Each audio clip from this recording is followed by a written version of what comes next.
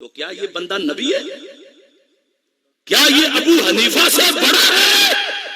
کیا عمر فاروق سے بڑا ہے؟ وہاں تو یہ ہے کہ قرآن و سنت سے کوئی بھی بات کرے تو اس کی بات سنو. تو یہ جنہیں پتہ ہی نہیں قرآن و سنت کا، اپنے کارکنوں کو یہ مزاج کس نے بنا دیا کہ بس کان بند کر لو، کسی کی نہ سنو، اور خود اپنے آپ کو خدا کہلوائے.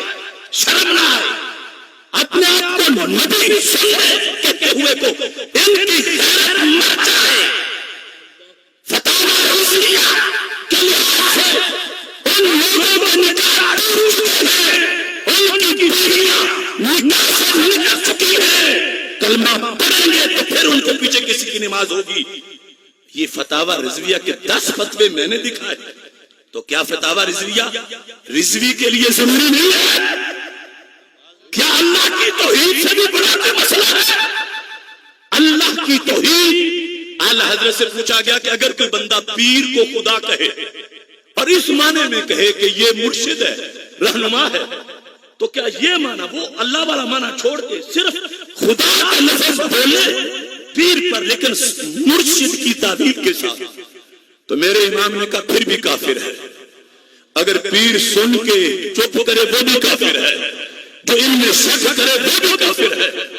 تو جب فیض آباد میں کہا گیا کہ لبیک میں 2 خدا نہیں ہو سکتے، یہ خدا کا لفظ بندے پہ بولا گیا، میں تو موجود نہیں تھا، جس نے بیٹھ کے سنا اس کا بھی نکاح ٹوٹا، وہ بھی کافر ہوا.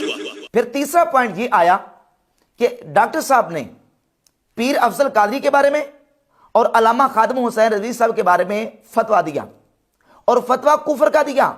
یہاں تک کہا کہ ان کی بیویاں ان کے نکاح سے نکل چکی ہیں اور ان کے جنازے کون پڑھے گا.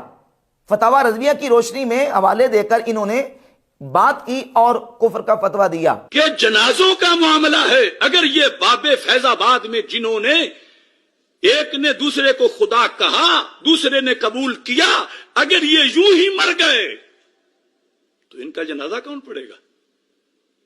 فتاوی رضویہ میں تو یہ ایسا بندہ مرتد ہو جاتا، اس کے پیچھے جماعت نہیں ہوتی، اس کا نکاح تجدید کرنی پڑتی ہے اس کی. خدایم بول کے تعویل کیا کرتا ہے؟ خود آیم، کہ میں خود آیا ہوں.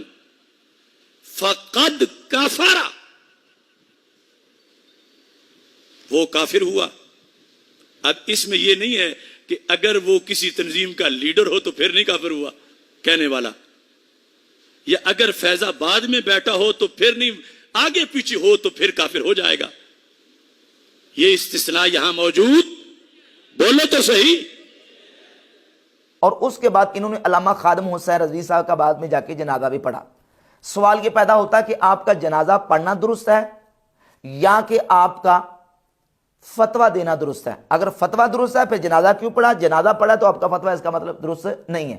اچھا، یہ فتویٰ میں نے نہیں دیا، نہ میں نے ان کے اس فتوے کی تصدیق کی، بلکہ فتویٰ انہوں نے دیا. اب میرے کھاتے میں میرے خلاف جو مرضی کوئی پراپوگنڈا کرے. گزارش یہ ہے کہ میرا جو تحفظ تھا وہ یہ تھا کہ ان میں سے دونوں میں سے کون سی بات درست ہے، کون سی بات غلط ہے، اس کا آپ جواب دیں، کیونکہ اس کا ابھی تک ان کے پاس کوئی جواب نہیں. تو پھر وکیل مطلق صاحب نے یہ کہا کہ اصل میں وہ جو ہمارا فتویٰ تھا وہ التزام کفر کا نہیں تھا، لزوم کفر کا تھا. تو مفتی ہاشم خان صاحب نے یہ کہا کہ یہ لزوم کفر کا کیسے ہو سکتا ہے؟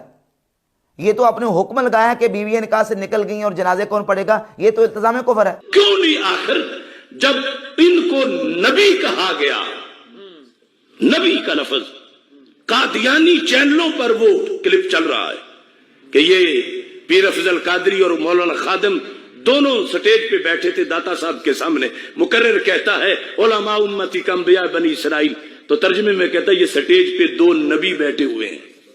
تو کہاں گئی تھی ان لوگوں کی غیرت؟ کیا یہ حق رکھتے ہیں آج دین کا نام لینے کے لیے؟ مرزا قادیانی کا اور قصور کیا تھا؟ یہ چوڑے ہو کے کبھی خدا کہلوائیں، کبھی نبی کہلوائیں اور فتوے اوروں پہ لگائیں. تو اپنا بھی تو گھر دیکھیں. دین دین ہے، دین دین ہے. مجھے بتاؤ کیا معذور بندے پر دین حکم نہیں لگاتا کہ کہو کو نہیں کفر ویسے تو ہو جائے گا، لیکن اگر ویل چیئر پہ بیٹھا ہو تو پھر معاف ہے، کفر تو پھر بھی ہوگا. دوسروں کے لیے فتوے، اپنے لیے خدا کا لفظ بولا گیا، اب تک توبہ ہی نہیں کر رہے، بیوی نکاح سے نکلی ہوئی ہے، پیچھے نماز نہیں ہو رہی، تو ہم ایسوں کے ساتھ بیٹھ کے کہ ہم اپنا بھی توڑ لیں۔ اس کا بھی وکیل مطلق صاحب کے پاس کوئی جواب نہیں تھا۔